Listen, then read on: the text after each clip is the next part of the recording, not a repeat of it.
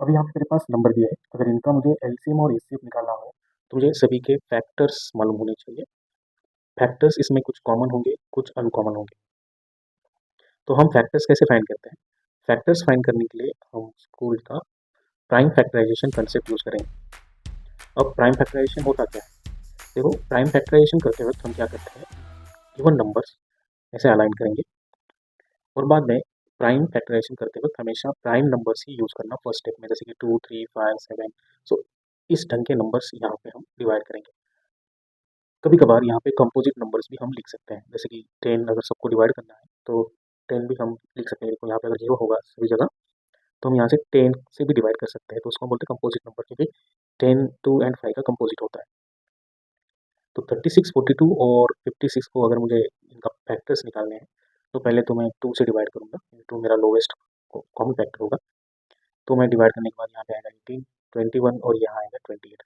अब यहाँ से आपकी मर्जी, आप जो चाहे फैक्टर्स लेंगे, लेकिन फर्स्ट स्टेप हमेशा प्राइम ही नंबर लो, क्योंकि फिर आपका लिस्ट मल्टीपल आएगा, नहीं तो कभी कभार सेकंड, थर्ड और फोर्थ मल्टीपल आ सकता है। जैसे कि अगर मेरा एलसीएम 20 होगा तो कभी कभार 40 या 60 भी आ सकता है।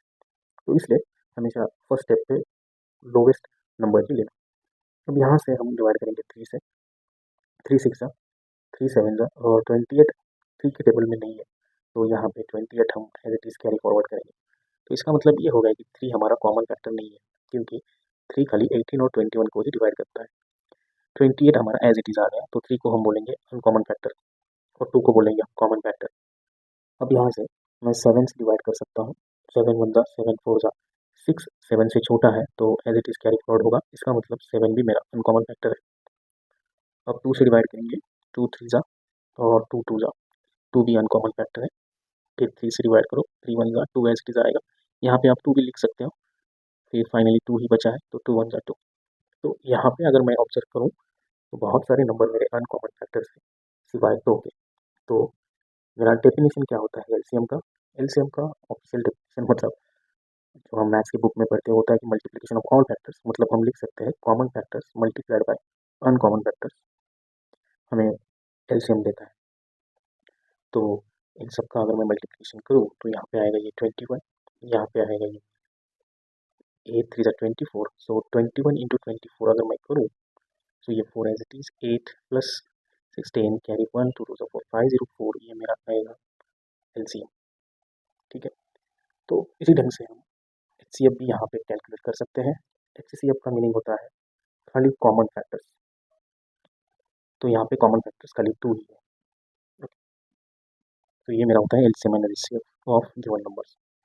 इसके बाद में जो और एक क्वेश्चन यहाँ पे प्रोवाइड किया है, 120 200 150 120 200 एंड 150। सो अगर मैं यहाँ पे ये लिखूँ 120 150 और 200, तो यहाँ पे देखो 0 0 0 हर जगह है, तो फर्स्ट स्टेप पे मैं 10 एज अ कॉमन फैक्टर्स ले सकता हूँ। तो 12 15 और 20 ये मेरे आ जाएंगे क्वेश्चंस। यहाँ पे मैं 5 या 3 से डिवाइड कर सकता हूँ, 12 एज इट इज़ रहेगा। फिर 3 से डिवाइड करूँ तो ये 4 एज इट इज़ रहेगा, ये फिर फाइनली 4 4 हर जगह है, तो 4 से डिवाइड करूँ तो ये मेरे आ जाएंगे कुछ फैक्टर्स। इसमें से 10 मेरा कॉमन फैक्टर है और यहाँ पे फिर कोई कॉमन फैक्टर नहीं है। अगर कोई और एक कॉमन फैक्टर होता तो उसका मल्टीप्लिकेशन मुझे एचसीएफ देगा। तो यहाँ पे एलसीएम क्या हुआ, सबका मल्टीप्लिकेशन करूँ मैं तो ये आएगा मेरा 12 50 60 600, तो 600 मेरा एलसीएम और एचसीएफ में खाली कॉमन नंबर आएंगे जो कि है 10। Thank you.